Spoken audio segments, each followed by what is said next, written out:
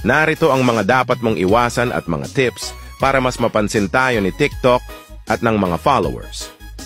Una, hindi tinatapos ang video. Kung nag-scroll ka lang ng scroll, nagli-like or comment tapos skip agad, hindi ka bibigyan ni TikTok ng boost. Dapat tapusin ang video para makita ng algorithm na tunay kang engaged.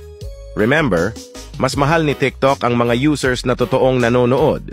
Dalawang, hindi nagfo-follow sa kapwa affiliate. Ang pag-follow sa iba ay may positibong epekto sa TikTok. Mas active ka sa community, mas mamahalin ka ng algorithm.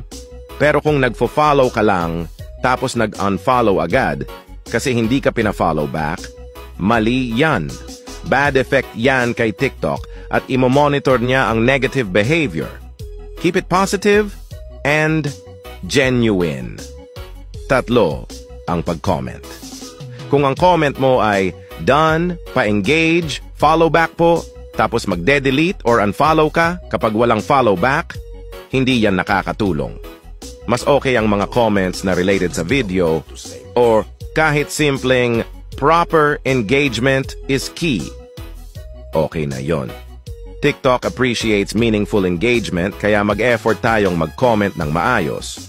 4. Hindi nagla-like ng comments ng iba. Ang simpleng pag-like ng comments ng iba, lalo na kapag 7 pataas, ay isang powerful move. Isa yan sa mga secret para mahalin tayo ni TikTok. Gawin mo itong habit, like. 5. Hindi ginagamit ang favorites icon. Kapag may nagustuhan kang video, pindutin mo ang favorites.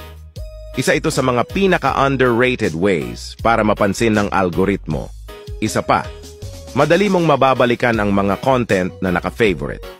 6 na hindi sinishare ang video sa TikTok friends mo. Bakit nahihiya ka bang mag-share sa mga kakilala mo?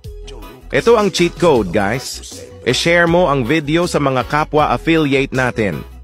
Kapag sinishare mo ang video sa TikTok friends mo ng sagad or 15 TikTok friends, mas na-o-obsess si TikTok sa'yo. Hindi mo naman kailangan mahiya. I-share mo lang sa kapwa affiliate or sa mga hindi mo kakilala. Kaya ano pang hinihintay mo? I-share mo na. Tulungan tayo para umangat.